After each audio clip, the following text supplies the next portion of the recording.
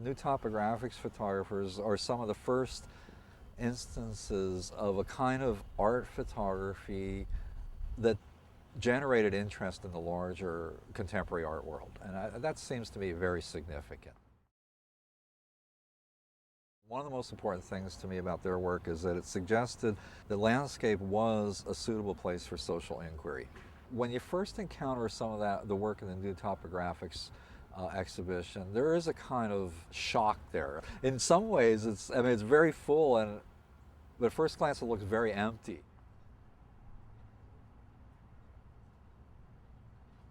I think Louis Baltz has this radical insistence on the individual image as only being meaningful as part of a much larger and complex whole that I think goes way beyond the traditional notion of thinking about series or even sequence.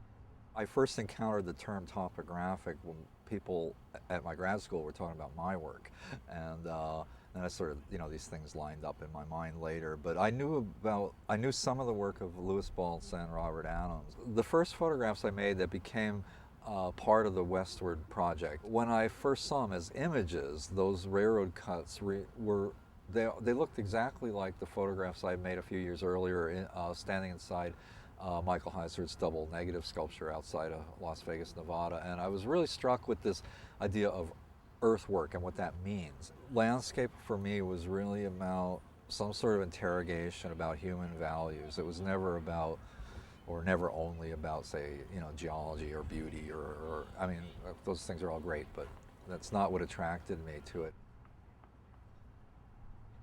I'm really looking forward to spending time with that work and talking about it, both at the museum and hopefully with some of my students, because I think this is work that in some very particular ways is going to look a lot more contemporary. They're pictures that are hard to argue with because they look like they're given.